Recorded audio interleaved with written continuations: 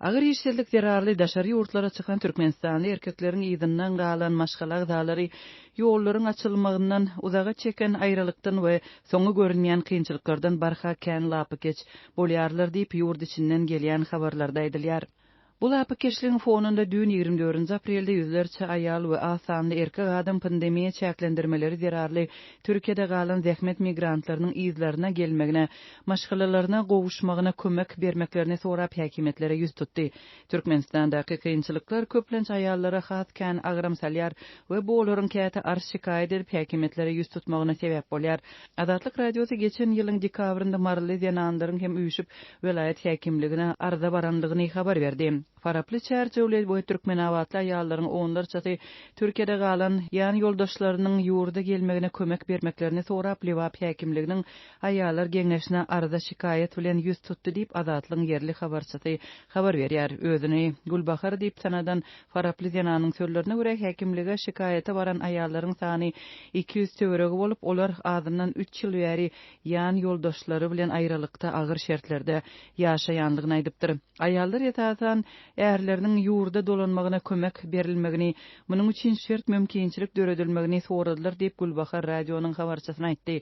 Şeýle-de aýallar eger bir sebäp bilen ýan ýoldaşlarynyň ýurda dolanmagyna şert döredip bolmaýan bolsa, bu ýagdaýda özleriniň Türkiýe gitmegine mümkinçilik döredilmegini soradylar diýip radiosynyň söhbetdeşi gurrun berdi.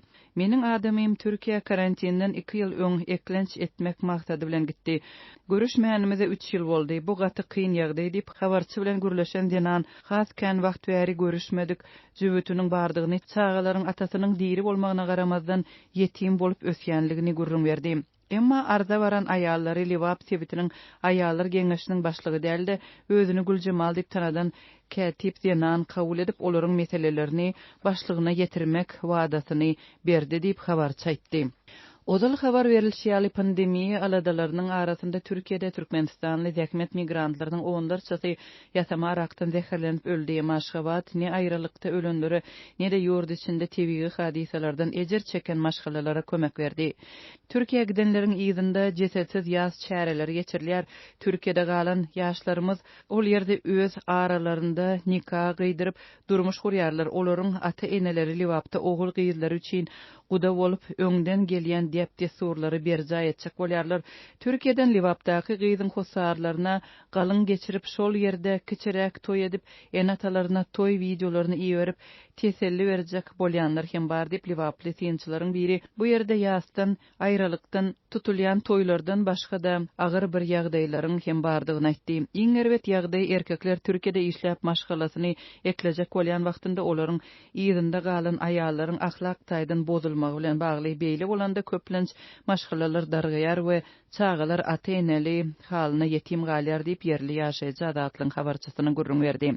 Türkmen aktivistleriň sosial ulgamlardaky çykyşlaryndan çen tutulsa Türkiýede işleýän türkmenleriň arasynda bir kanun ýagdaýa düşen pasport möhletleri geçen ýa-da ýyzlaryna barsalar soň çykyp bilmerin öýdüp gorkýan we netijede 7-8 käte 10 ýyl bäri maşgalasyny görmän ýören adamlar hem bar. Şol bir wagtda olar Merkezi Aziýanyň beýleki ýurtlaryndan gelip migrantlaryň her 6 aýdan ýyzlaryna gaýdyp 1-2 aý öýlerinde bolup gelýändiklerini gurrun berýärler.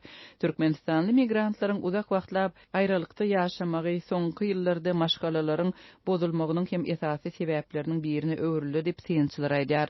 Golayda aýaly bilen aýrylşan ahylly migrant başta Türkiýe gelende wagt öýlenmedik bolsam, ýzyma hiç wagt dolanmazdım diýendigini, emma indi alyp bilse ýzynda galan ogullaryny getirmegi gaýgy edýändigini gurrun berdi. Onuň pikiriçe türkmen häkimetleri daşary ýurtlardaky zähmet migrantlaryny ýzyna getirmek islemýär. Munyň bir sebäbi ýurtdaky uly işsizlik, daşardakylaryň iýberýän pullary bilen bagly bolsa, ýene bir sebäbi hökümetiň gözi açylan adamlardan gorkmagy diýip 30 ýaşly migrant aýtdy. Türkmen häkimetleri öz raýatlarynyň ýagdaýyny kynlaşdyryp, gownyma bolmasa, olary mydamy agyr aljyraňy aladaly ýagdaýda saklamak isleýän ýaly maşgalalaryň bozulmagy çağalaryň ýetim galmagy ýöne biýsowat hünärsiz we garyp adamlaryň köpelmegi olaryň azaryna hem däl diýip anonimlik şertinde görleşen migrant işçi telefon söhbetdeşliginde aýtdy. Türkmenistanda maşgalalaryň bozulmagynyň esasy sebäplerini görkezýän maglumatlar çap edilmeýär. Libaply zenanlaryň aýralyk ardy baradaky habar Türkmenistanyň Birleşen Milletler Guramasynyň Zenanlar Edarasynyň ýerine ýetiriji geňeşiniň 2020-2024 ýyllardaky agzalygyna saýlanan wagtynyň ýygyanyna gabat geldi. Türkmenistanyň daşary işler ministrliginiň çap eden habarynda bellenmegine görä, bu çözgü türkmen hökümetiniň ýurdun jemgyýetçilik syýasy, ykdysady, sosial we medeni durmuşyna aýallary çekmek babatda edýän tagallalardan gabat gelýär. Şeýle-de habarda Türkmenistanly aýallaryň ýagdaýyny gowulandyrmakdaky derwaýys milli resminamalaryň biri hökmünde Türkmenistanda gender deňligi boýunça 2021-2025 ýyllarda edilmeli işleriň milli planynyň düzülenligi ýatlanýar.